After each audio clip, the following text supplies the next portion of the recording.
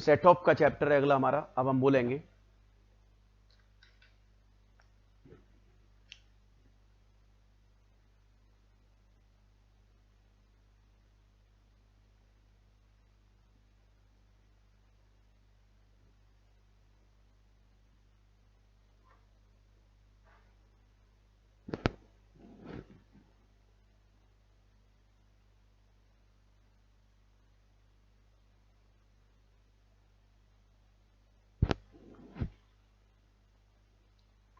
चलिए हेडिंग डालें,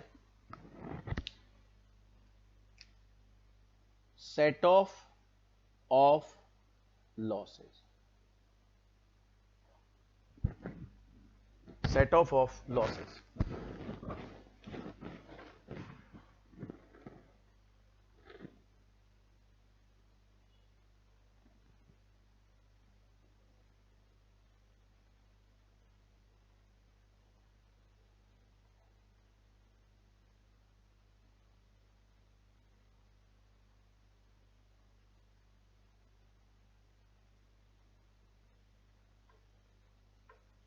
set of losses.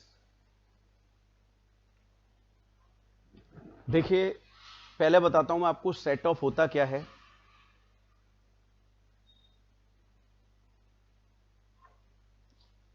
जैसे मान लीजिए मेरी किसी एक सोर्स से 7 लाख रुपए की पॉजिटिव इनकम है और दूसरे सोर्स से 5 लाख का लॉस है। मेरी स्क्रीन दिख रही है आपको? तो वो कह रहे हैं भैया इन दोनों को आपस में कर दो, मिला दो, तो टैक्सेबल इनकम आपकी हो गई 2 लाख और इस पर आप टैक्स दे दो। वो दूसरे 2 लाख पर कोई टैक्स नहीं बन रहा, पर टैक्सेबल इनकम 2 लाख बन गई आपकी। तो पॉजिटिव और नेगेटिव को मिला देना कहलाता है आपका set of losses. Set of losses. चलिए सर, अब देखिए होता क्या है, इसके बहुत सारे सेक्शन हैं जिन्हें हमें समझना होगा। सबसे पहला सेक्शन है सेक्शन 70 और वो कह रहा है intra head set of. Intra head का मतलब होता है with in the head. With in the head. With in the head set of, यानी एक ही हेड में अगर आपकी 2 इनकम है तो उन्हें आप सेट ऑफ कर लें। जैसे एक एग्जांपल लेके समझा रहा हूं मैं। मान लीजिए मेरा एक बिजनेस ए है, एक बिजनेस बी है। ए से मेरी इनकम है 12,50,000 रुपए और बी से इनकम है मेरी 9,50,000 रुपए और ये नेगेटिव है। अब बताइए बिजनेस ए है और बिजनेस बी है, दोनों कहां टैक्सेबल होते? पीजीबीपी में। तो वो कह रहे हैं एक ही हेड के 2 सोर्स हैं, आपस में सेट ऑफ कर लो और इसके बाद जो बचा वो टैक्सेबल इनकम है आपकी और वो है आपकी 3 लाख और इस पर आप क्या दे दीजिए? टैक्स। तो बताइए इतनी बात समझ आई?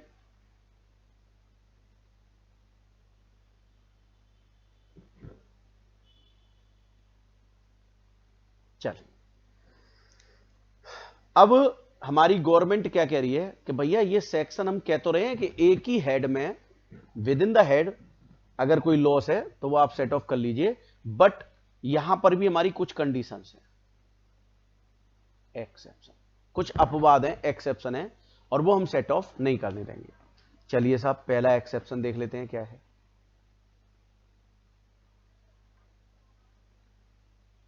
Loss from speculative business. चलिए साहब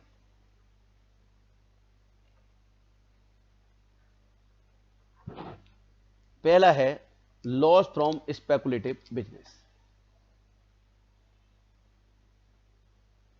लॉस फ्रॉम स्पेकुलेटिव बिजनेस। वो कह रहे हैं भैया अगर ऐसा होगा तो हम सेट ऑफ नहीं करने देंगे। एग्जाम्पल से समझ लेते हैं जी। देखो स्पेकुलेटिव हो चाहे नॉर्मल, इनकम दोनों की पीजीबीपी में टैक्स होगा। अब मान लीजिए मेरे को ऑर्डिनरी बिजनेस से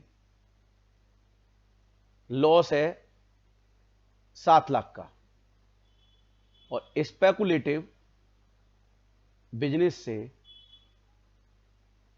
प्रॉफिट है 12 लाख रुपए का। तो हमारी गवर्नमेंट कह रही है कि ordinary loss can be set of, ये पॉसिबल है,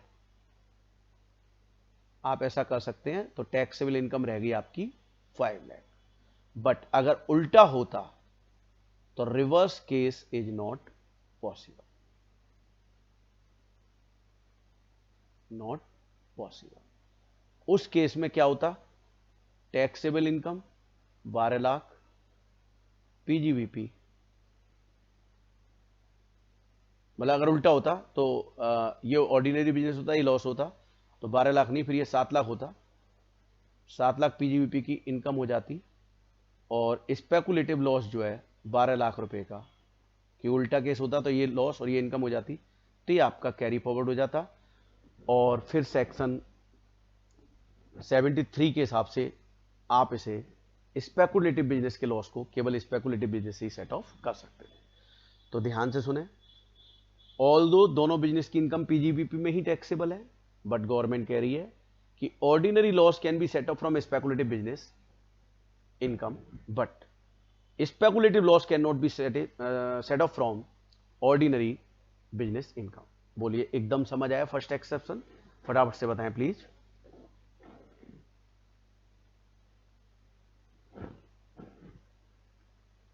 अब वो कह रहे हैं no loss can be set off from, अगला डाल लें आप, दूसरा exception, no loss can B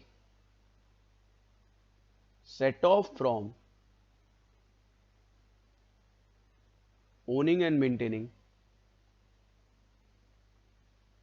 race horse.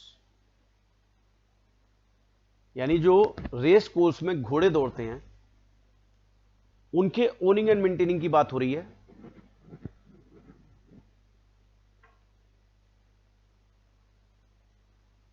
हाँ जी Vikas, you are right, speculative का लॉस केवल स्पेकुलेटिव से ही सेट ऑफ होगा। चलिए साहब, तो ये owning and maintaining race course की बात हो रही है। यानी जो रेस कोर्स में आपने देखा होगा घोड़े को दौड़ाते हैं, तो दो तरीके है, एक तो घोड़े पर दाव लगाने वाली इनकम, तो दाव वाली इनकम तो कैजुअल में चली जाती है। यहां बात हो रही है घोड़े को ओन कर रहा है और मेंटेन, यानी जो घोड़ा दौड़ रहा है उसे कौन पाल रहा है, उसकी बात कर रहे हैं। तो मान लीजिए ये उसका P&L अकाउंट है। अब घोड़े पालने वाले की इनकम कैसे होती है, रेस कोर्स में दौड़ाने से, दौड़ाने पर उसे मिलते हैं हायर चार्जेस। एक तो ये इनकम है, और दूसरी होती है स्टेक मनी। कोई बता सकता है स्टेक मनी क्या होती है? What is stake money?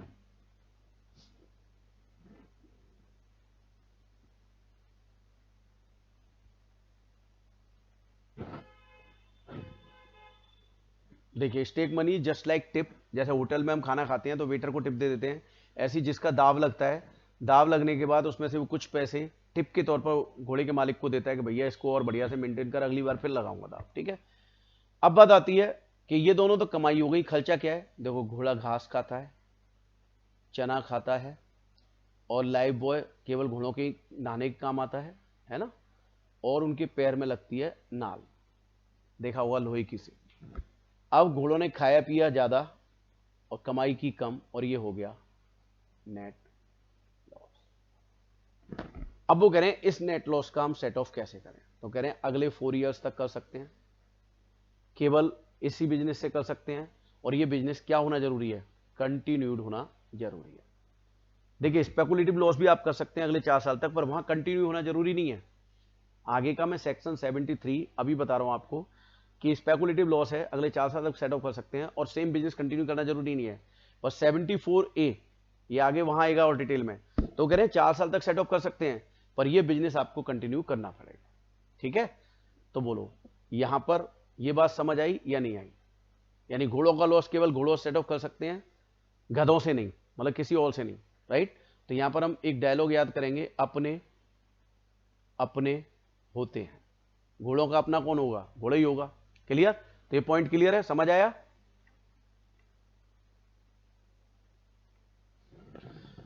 Third है no loss can be set up अगर विनिंग्स फ्रॉम लॉटरी एटसेट्रा। चलिए साहब आप इसे भी देख लेते हैं। Third point is no loss can be set off from winning from lottery etcetera, यानी कैजुअल इनकम। कैजुअल इनकम से ना तो कोई लॉस सेटअप होगा और इवन इनका अपना भी नहीं होगा। मान लो मेरी आज लॉटरी लग गई 10 लाख की और मैं पहले 8 लाख की लॉटरी खेल चुका था, खरीद चुका था, कुछ इनाम नहीं निकला, तो 8 लाख के लॉस का मुझे कोई बेनिफिट नहीं मिलेगा। 10 लाख की इनकम है, उसे टैक्स देना पड़ेगा, राइट। तो यहां पर हम क्या डायलॉग लिखेंगे, अपने भी बेगाने हो गए। यहां पर अपने का भी साथ नहीं मिलेगा तुम्हें, ठीक है। ये लिखते रहना जो कहानियां मैं लिख रहा हूं ताकि एग्जाम में याद आ जाए तुम्हें, राइट। तो बताइए ये पॉइंट भी क्लियर है कि नहीं, फटाफट बताएं।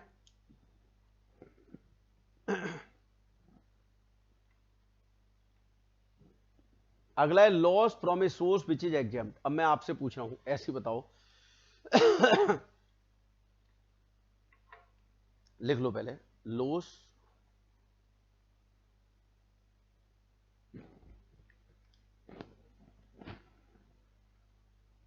Loss from a source which is exempt.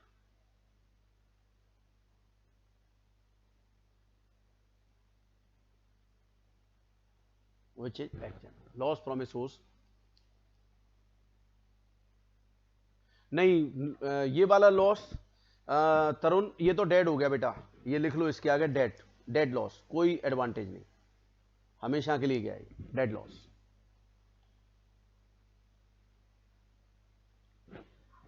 अब देखिए इसका एग्जाम्पल देके मैं समझा रहा हूं, ध्यान से सुनना।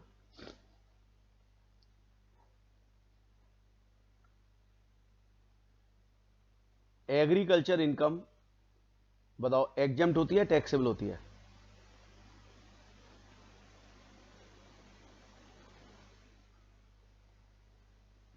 और बिजनेस इनकम टैक्सेबल। अब ध्यान से सुनना, यहां मुझे लॉस हुआ और यहां मुझे प्रॉफिट है, मैं सेट ऑफ करना चाहता हूं आपस में। मैं चाहता हूं क्या डिपार्टमेंट मुझे अलाउ करेगा, इनकम टैक्स डिपार्टमेंट मुझे करने देगा सेट ऑफ? मतलब एग्रीकल्चर इनकम की जगह बाढ़ आ गई, लॉस हो गया, और बिजनेस इनकम है प्रॉफिट, और मैं यहां पे सेट ऑफ करना चाहता हूं, क्या डिपार्टमेंट मुझे सेट ऑफ करने देगा?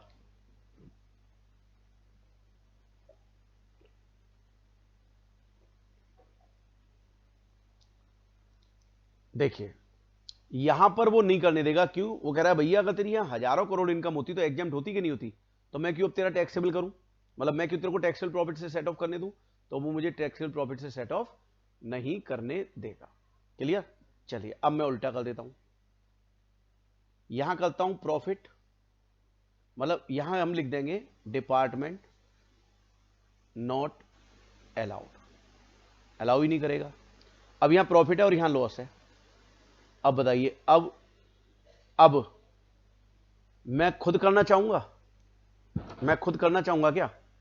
यहां तो चलो डिपार्टमेंट नहीं करने देगा, यहां मैं, अरे प्रॉफिट तो वैसे ही एग्जाम्प्ट ऐसे कैरी फॉरवर्ड कर दूंगा, तो यहां मैं लिखूंगा असेसी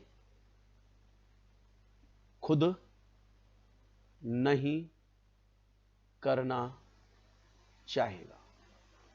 सो बताइए एकदम समझ आया पॉइंट ये वाला, एकदम समझ आया पॉइंट?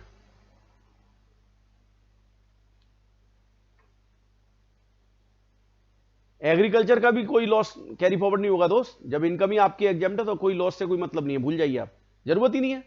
इनकम जब भी होगी एग्जाम्प्ट है तो आपको क्या रिकॉर्ड रखने की जरूरत है, और लॉस कोई कैरी फॉरवर्ड नहीं होगा, सेट ऑफ कहीं है ही नहीं उसका, इनकम ही एग्जाम्प्ट है। चलिए दिस पॉइंट इज क्लियर, हटा लूं?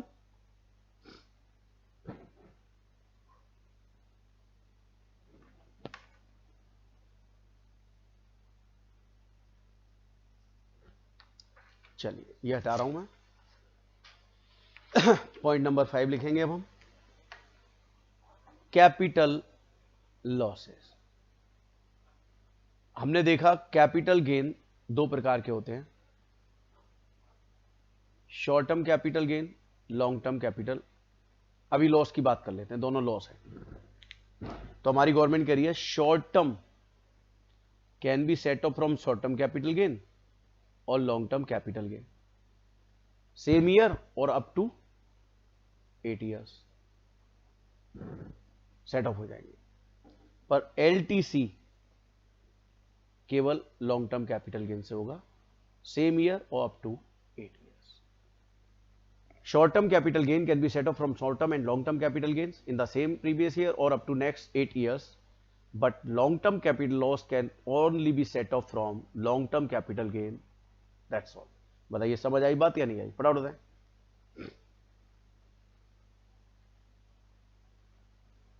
चलिए अब हम देखेंगे अगले पॉइंट्स क्या हैं। लो जी, loss arising from purchase and sale of securities not allowed in certain cases.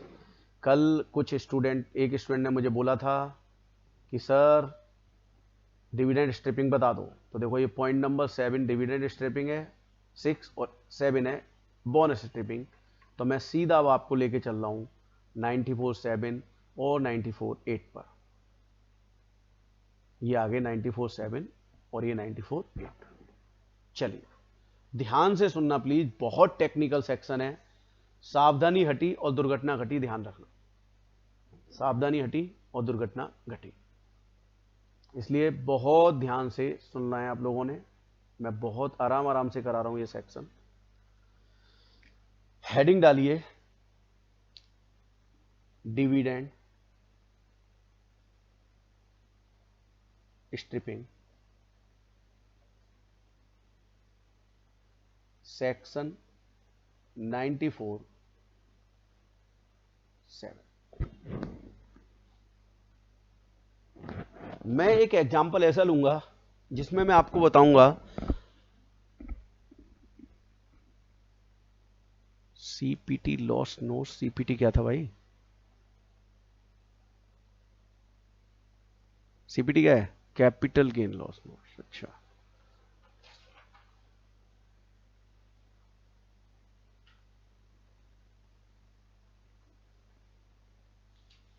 ये लीजिए, फटाफट लिख लीजिए।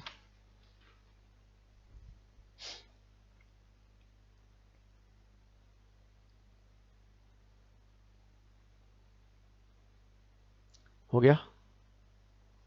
चलिए अब मैं आपको दिखाऊंगा कि हमारे हिंदुस्तानी भाइयों ने कैसा दिमाग चलाया। और फिर गवर्नमेंट तो गवर्नमेंट है भाई, उसके पास इतने सारे क्रीम ब्रेन अवेलेबल हैं, तो वो उनका इस्तेमाल करती है और जो आप प्लानिंग करते हो उस प्लानिंग को फिर प्लग कर देती है। ध्यान से सुनना, बहुत इंटरेस्टिंग है, बहुत इंटरेस्ट आएगा। मान लो मेरा शॉर्ट टर्म कैपिटल गेन है 2,70,000 और अभी रिबेट एबेट भूल जाना, 87A वगैरह की रिबेट मत लगाना। जरा बताना टैक्स कितना बनेगा? 2,70,000 अगर मेरी इनकम है तो 20,000 पर 5% से, बोलो एम आई राइट?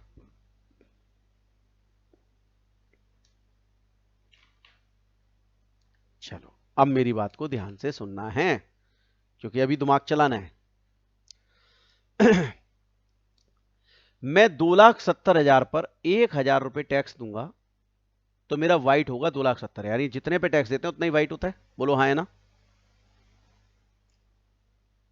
बिल्कुल होता है। अब सुनिए, अब मैंने क्या प्लानिंग की। अगर मेरी पूरे ईयर में केवल इतनी इनकम थी तो यही टैक्स देता मैं, बट मैंने क्या प्लानिंग की कि मैं टैक्स भी ना दूं और वाइट इससे ज्यादा करा लूं। तो देखिए मैंने क्या किया, मैंने रिकॉर्ड डेट से, रिकॉर्ड डेट का मतलब डिविडेंड की डिक्लेरेशन की डेट, 3 महीने पहले, मान लो डिविडेंड डिक्लेरेशन की डेट है 1 जुलाई 20। पहले समझना, मैं कॉपी करने के लिए आपको क्लिक करने के लिए बोलूंगा तब क्लिक कर लेना। अभी ध्यान से सुनना। 3 महीने पहले लो जी, मैंने सिक्योरिटी या म्यूचुअल फंड वगैरह के यूनिट्स वगैरह खरीदे, 3 महीने पहले परचेज किए 1,00,000 रुपए के। चलिए साहब, फिर डिविडेंड मिलने के 3 महीने के अंदर अंदर 30/9/20 सिक्योरिटी सॉरी यूनिट्स, और 9 महीने के अंदर अंदर सिक्योरिटी। परचेज की डेट एक ही थी, बट सेल की डेट 3 महीने यूनिट्स के लिए, 9 महीने सिक्योरिटीज के लिए, और मैंने ये बेच दिए। जैसा आप जानते हैं डिविडेंड मिलने के बाद रेट कम होता है या बढ़ता है, फटाफट बताओ।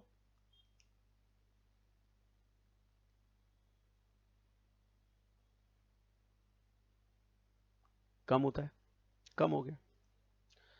अब मुझे साहब डिविडेंड मिला इस डेट को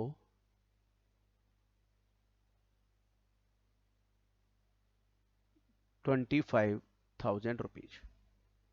ध्यान से समझना प्लीज।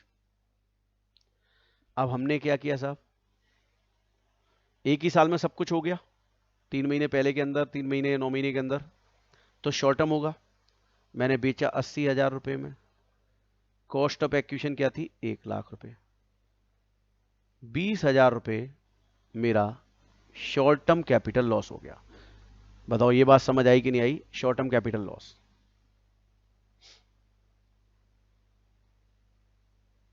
अब ये लॉस मैं क्या चाहूंगा, यहां से सेट ऑफ हो जाए। लो जी मैंने कर दिया। अब मेरी टैक्सेबल इनकम कितनी रह गई, तो बताइए टैक्स कितना बनेगा, नील।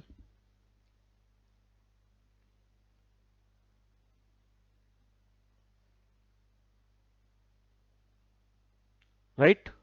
अब सुनिए मेरी बात, देखिए ये एग्जेम्प्ट था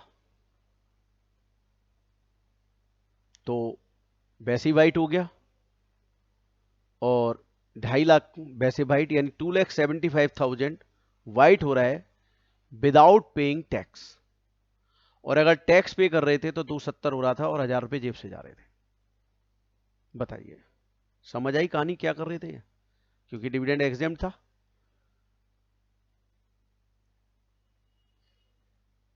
तो ये वैसे ही एग्जेम्प्ट हो गया, इस पर कोई टैक्स नहीं लगना।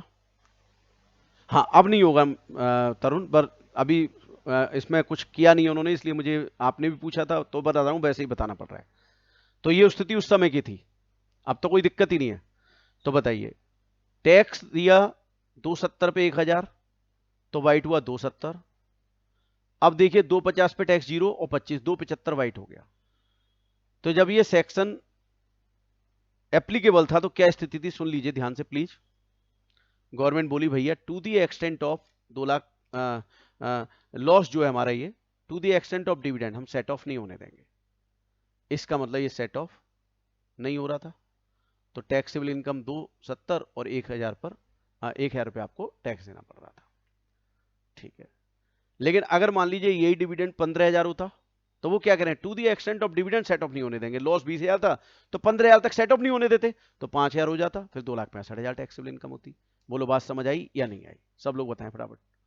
ये था तुम्हारा डिविडेंड स्ट्रिपिंग, ये प्लानिंग की थी लोगों ने, और इस तरीके से गवर्नमेंट को ये करना पड़ा कि भैया डिविडेंड की हद तक अगर लॉस है सेट ऑफ नहीं करने देंगे। क्लियर। चलिए अब लगे हाथ, एक और सेक्शन है इसी जैसा, बोनस स्ट्रिपिंग, और मैं यही समझा रहा हूं, प्लीज ध्यान से सुन लेना, प्लीज ध्यान से। सबसे पहली बात तो यह है कि बोनस स्ट्रिपिंग जो है वो किसके लिए है,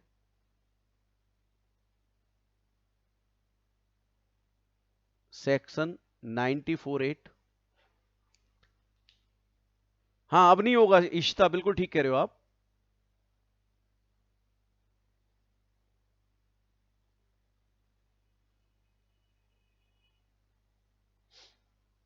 देखिए ये यूनिट्स के लिए है, यूनिट्स, ठीक है, यूनिट्स। और यहां पर इन्होंने क्या बोला, ध्यान से सुनना प्लीज। आ जाए तो ऐसी करके आ जाना, हालांकि अभी इसके ऊपर बहुत ज्यादा बोला नहीं है कुछ भी, ठीक है ना। चलिए अब क्या हुआ, बोनस स्ट्रिपिंग, और ये ओनली फॉर यूनिट्स, सिक्योरिटीज के लिए नहीं है। जैसे यहां पर सिक्योरिटीज और यूनिट्स थे, यहां केवल यूनिट्स हैं।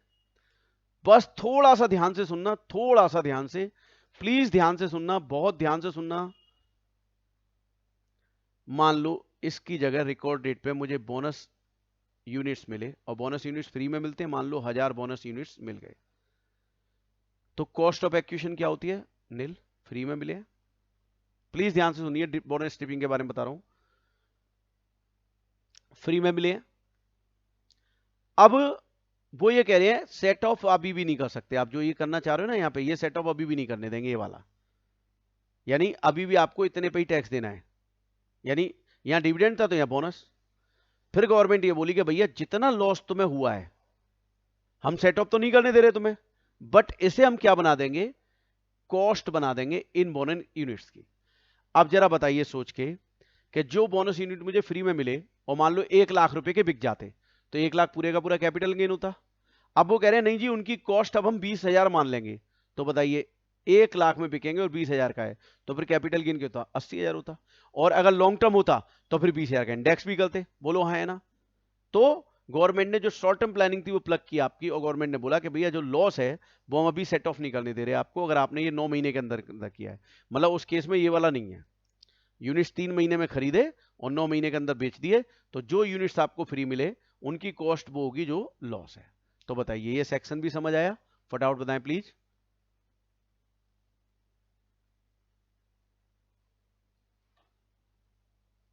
चलिए अब हम वापस आते हैं, सेक्शन 70 हमने खत्म कर लिया। अब हम बात करेंगे 71 की, और 71 क्या कह रहा है? Inter head set of. चलिए साहब हेडिंग डालें, इंटर हेड। अब इंटर हेड नहीं है, अब इंटर हेड है सेट ऑफ, सेक्शन 71। एक एग्जांपल लेता हूं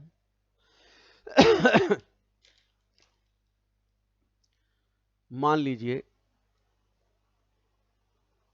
मेरी एक हाउस प्रॉपर्टी ए है और एक हाउस प्रॉपर्टी बी है, इससे मुझे 2.5 लाख का लॉस है, इससे मुझे 3 लाख का प्रॉफिट है।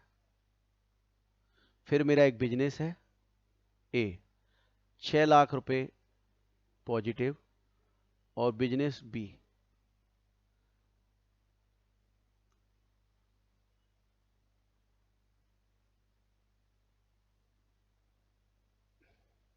4 लाख रुपए नेगेटिव।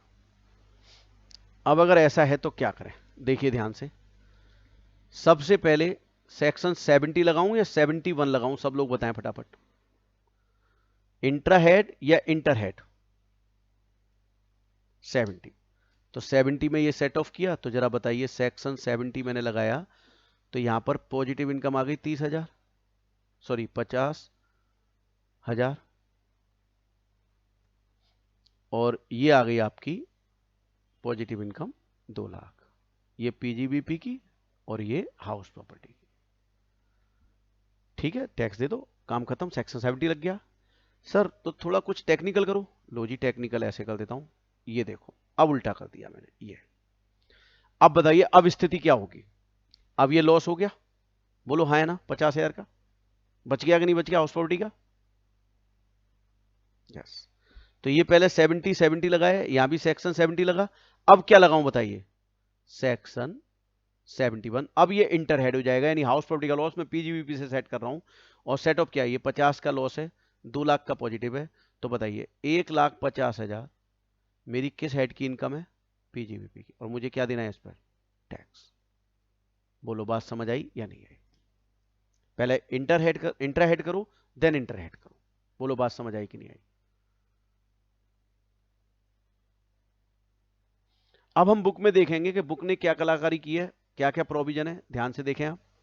देखिए साहब, एक नया प्रोविजन आया, और इससे पहले बता देता हूं क्या है, ध्यान से सुनेंगे तो।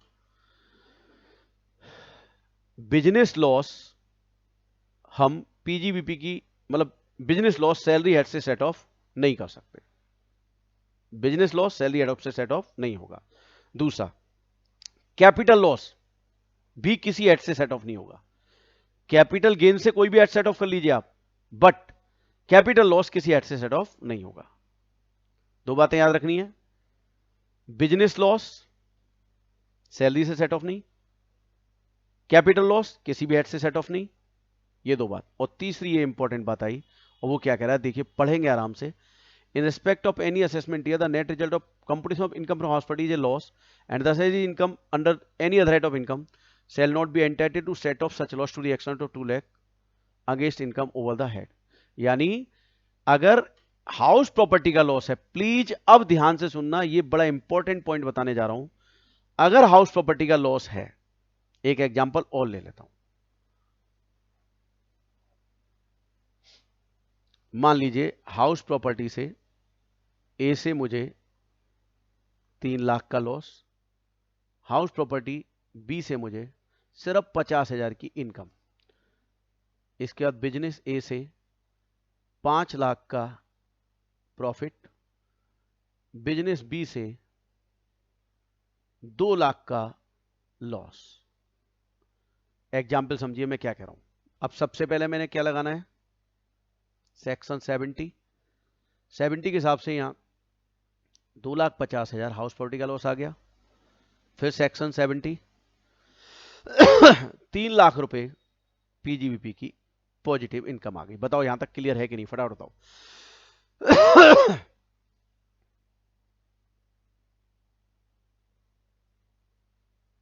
चलिए अब सुने मेरी बात।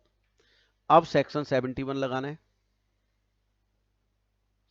तो देखिए ये लॉस जो है, बताओ मैं कितना सेट ऑफ कर सकता हूं यहां से, 2 लाख। तो मेरी टैक्सेबल इनकम कितनी रह गई, 1 लाख, और 21 हेड की रह गई पीजीबीपी। और बताइए 50,000 रुपए का मेरा अभी भी हाउस प्रॉपर्टी का लॉस है कि नहीं है। इसे क्या करूं, कैरी फॉरवर्ड। और अब ये अगले अप टू 8 ईयर्स, ध्यान रखना एक यूनिवर्सल बात बता रहा हूं, जिस हेड का लॉस है अगर करंट ईयर में और हेड से सेट ऑफ नहीं हो पाया तो कैरी फॉरवर्ड होगा, और अगले 8 साल तक जिस हेड का लॉस है उसी हेड से सेट ऑफ होगा। अब मान लो अगले 8 ईयर्स तक मैं हाउस प्रॉपर्टी सेट ऑफ कर सकता हूं। अब मान लीजिए मेरे पास 2 साल बाद ये हाउस प्रॉपर्टी मैंने बेच दी, और मेरी अब हाउस प्रॉपर्टी की इनकम ही नहीं है। बताइए सेट ऑफ होगा, हाउस प्रॉपर्टी की इनकम ही नहीं है, नहीं होगा। कहां से होगा जब हाउस प्रॉपर्टी की इनकम ही नहीं है। अच्छा मैंने ये बेच दिया, दूसरा घर खरीद लिया और उससे हाउस प्रॉपर्टी की इनकम है, तब सेट ऑफ कर सकता हूं कि नहीं कर सकता हूं, यस फिर कर सकता हूं। हाउस प्रॉपर्टी की इनकम होना जरूरी है, बात क्लियर। अच्छा, और जो ओनिंग मेंटेनिंग रेस हॉर्स वाले थे, मैंने क्या बोला, अगले 4 साल तक कर सकते हैं, बिजनेस कंटिन्यू जरूरी है। स्पेकुलेटिव में मैंने क्या बोला, अगले 4 साल तक बिजनेस में और मे नॉट बी कंटिन्यूड। ये बातें याद रखनी है आपने, क्लियर। तो आई थिंक सेक्शन 71 भी एकदम क्लियर है। कोई डाउट है तो बताएं प्लीज।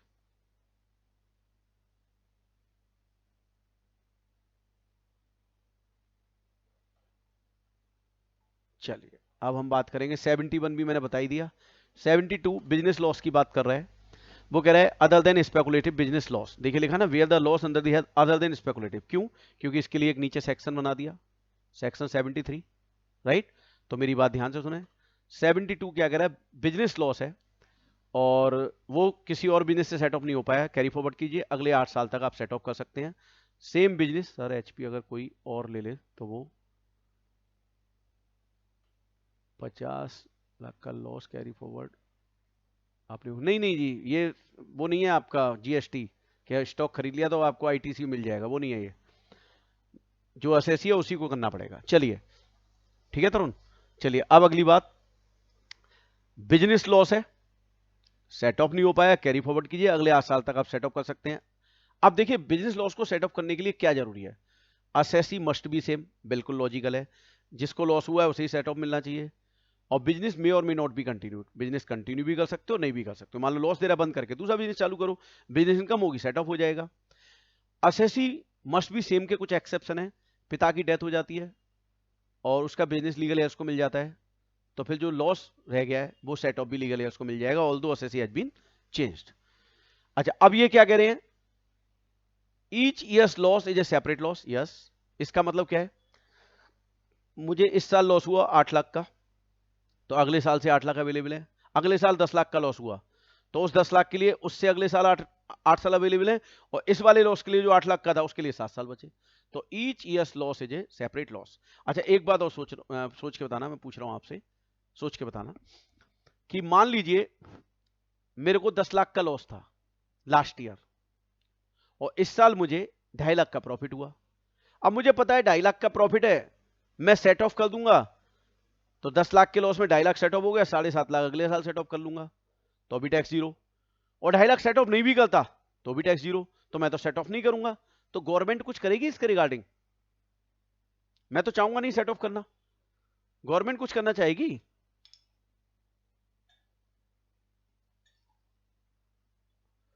गवर्नमेंट सेट ऑफ नहीं करने देगी, बिल्कुल नहीं करने देगी। अपॉर्चुनिटी लॉस, अगर आपके पास अपॉर्चुनिटी आप सेट ऑफ नहीं करते हैं, 10 लाख का लॉस था, इस साल 2.5 लाख का प्रॉफिट है और आप सेट ऑफ नहीं करते हैं, तो गवर्नमेंट कहती है deem to be set off. अब अगले साल आप केवल 7.5 लाख रुपए के लिए एलिजिबल है, 2.5 लाख भूल जाइए। चलिए साहब, तो ये पॉइंट्स थे जो मैंने आपको बताए। कई बार रट्टे वाला क्वेश्चन आ जाता है, कैपिटल लॉस का सेट ऑफ किस सेट से? किसी से नहीं जी, कैपिटल लॉस का कैपिटल गेन से ही होगा बस।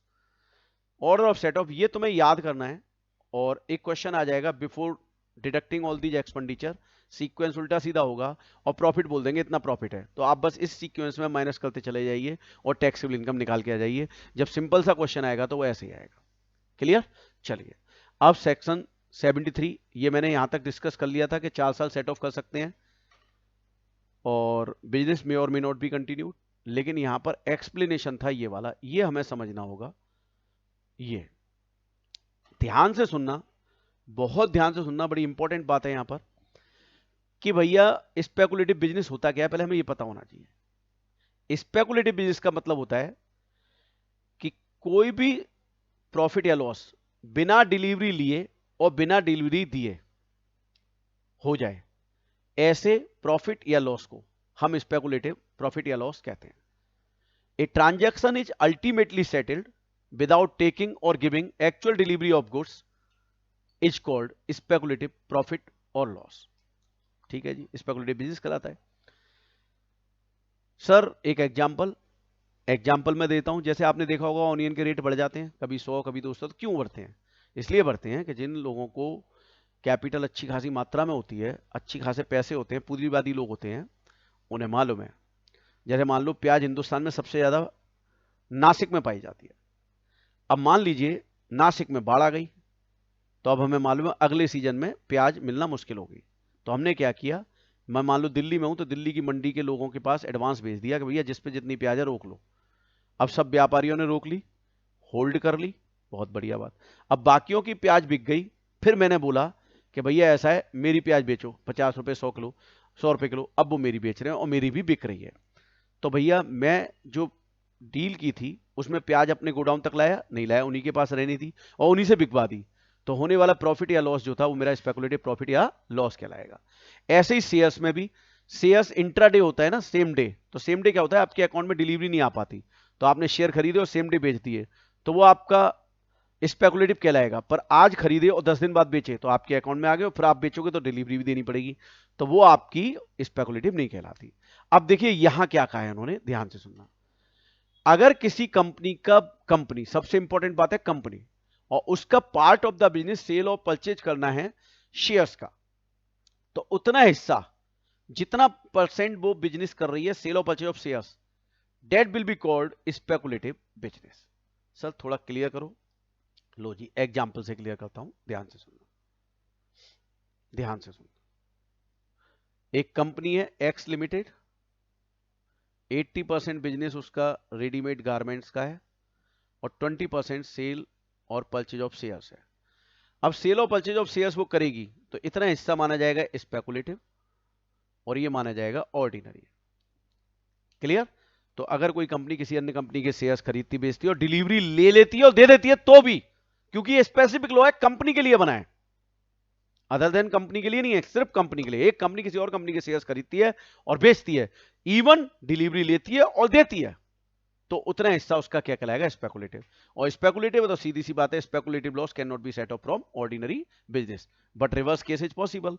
स्पेकुलेटिव प्रॉफिट है, ऑर्डिनरी लॉस है तो सेट ऑफ कर सकते हैं, पर ऑर्डिनरी लॉस है, मतलब ऑर्डिनरी प्रॉफिट है और स्पेकुलेटिव लॉस है तो सेट ऑफ नहीं होगा। बट इसमें आगे फिर और क्या बोला वो भी हमें समझना होगा, ध्यान से सुने। This will not apply to the following companies. एक इन्वेस्टमेंट कंपनी जिसकी किस हेड से इनकम है, house property, capital gain, IOS. देखो सैलरी तो इनकम हो ही नहीं सकती कंपनी की, तो बचा कौन सा, पीजीबीपी। तो वो कह रहे हैं पीजीबीपी हेड से अगर कोई इन्वेस्टमेंट कंपनी और पीजीबीपी हेड से इनकम नहीं है, अगर हम ऐसे याद करें ऐसे तो ऐसे कर सकते हैं, सैलरी हेड से तो हो ही नहीं सकती। अब बात आई क्या कंपनी नौकरी करेगी किसी की, नहीं कर सकती, तो क्या होगा वो सैलरी हेड, तो सैलरी हेड से तो इनकम हो ही नहीं सकती। अब कंपनी की बिजनेस, तो वो कह रहे हैं कंपनी की पीजीबीपी हेड से इनकम नहीं है, तो इसका मतलब 3 हेड बचे और वो तीनों इन्होंने लिखे हैं। तो एक तो ऐसी इन्वेस्टमेंट कंपनी जिसका पीजीबीपी हेड से इनकम नहीं है, या एक ऐसी कंपनी जिसका काम है ट्रेडिंग इन शेयर्स और बैंकिंग और लोन्स ऑन एडवांस ग्रांट करना। ये दो कंपनी अगर किसी अन्य कंपनी के शेयर्स खरीदेंगी, बेचेंगी, डिलीवरी भी लेंगी देंगी, डिलीवरी ना लें कुछ भी करें, उस केस में इसे स्पेकुलेटिव नहीं माना जाएगा। क्यों? क्योंकि इनका तो काम ही है भैया, इन्वेस्टमेंट कंपनी का काम इन्वेस्टमेंट करना है, और इनका काम क्या है, लोन एंड एडवांस ग्रांट करना। तो यह दोनों केसेज में उनको गवर्नमेंट ने बोला कि ये आपका क्या नहीं माना जाएगा, स्पेकुलेटिव नहीं माना जाएगा, है ना। तो ये दो एक्सेप्शन में चले गए आपके। सेक्शन 74 मैं बता चुका हूं, कैपिटल लॉस वाला, और मैंने फिर बताया था, फिर बताता हूं, कैपिटल गेन से किसी भी हेड को सेट ऑफ कर लीजिए, पर किसी और हेड से कैपिटल गेन सेट ऑफ नहीं होगा। फिर रिपीट कर रहा हूं ये बात, तो कामेश्वर आपको समझ आ गया होगा। दूसरी बात, short term capital loss, short term capital loss short term long term दोनों से करंट ईयर और अगले 8 साल तक सेट ऑफ हो सकता है, पर लॉन्ग टर्म सिर्फ लॉन्ग टर्म से अगले 8 साल तक हम सेट ऑफ कर सकते हैं, और करंट ईयर में भी। 74A मैंने बताया था, ओनिंग एंड मेंटेनिंग रिसोर्स, कोई लॉस हुआ है, वो लॉस अगले 4 साल तक आप सेट ऑफ कर सकते हैं, और same business must be continued, ये आपने याद रखना है। सेक्शन 78 सिंपल सी बात कह रहा है, वो मैं बता देता हूं आपको क्या कह रहा है, ध्यान से सुने आप, सिंपल सा है। जैसे मान लीजिए एक पार्टनरशिप फर्म है, ध्यान से देखिएगा प्लीज, और प्रीवियस ईयर 2019-20 में इस फर्म को 10 लाख रुपए का लॉस हुआ। पार्टनर थे ए, बी, सी और डी, तो चारों बराबर हो गए, तो 2.5 लाख का लॉस हो गया। अब अगले साल कंपनी को मान लो प्रॉफिट होता है 12 लाख रुपए प्रॉफिट है, और पार्टनर रह गए ए, बी और डी। तो गवर्नमेंट कह रही है भैया सी गया, हाँ जी गया, तो इसका हिस्सा कितना था, 2.5 लाख, तो ये अब सेट ऑफ नहीं होगा, ये खत्म हो गया। तो अब बताइए यहां से सेट ऑफ कितना करूं मैं, 7.5 लाख रुपए, तो टैक्सेबल इनकम कितनी हुई, 4.1, और इस पर फर्म क्या दे देगी, टैक्स दे देगी। बोलो बात समझ आई या नहीं? यानी जो पार्टनर चला गया उसका लॉस भी उसी के साथ चला गया और खत्म हो गया, वो सेट ऑफ नहीं मिलेगा। बताइए क्लियर हुआ कि नहीं हुआ? 78(1).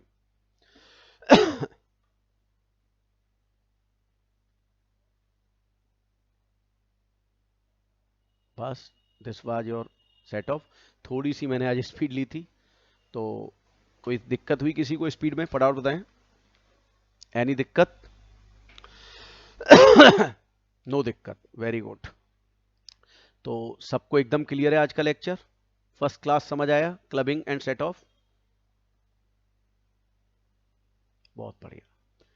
कल मैं डिडक्शंस लूंगा, असेसमेंट इंडिविजुअल एचयूएफ का लूंगा, एग्रीकल्चर इनकम लूंगा, 3 चीजें लूंगा, कोशिश करूंगा कल खत्म होने का।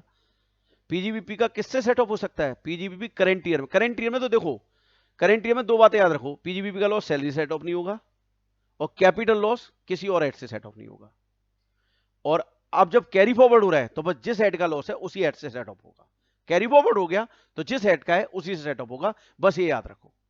अच्छा, बोनस स्ट्रिपिंग, बोनस स्ट्रिपिंग में मैंने इसी में करेक्शन कर दिया था, इसी में करेक्शन कर दिया था मैं दिखा देता हूं आपको, यही करेक्शन कर दिया था कि 1000 बोनस यूनिट मिले तो जो लॉस है ये लॉस इनकी कॉस्ट बन जाएगी, और फिर जब इनको बेचेंगे तो इनकी कॉस्ट मान के से लेस कर देंगे। क्लियर?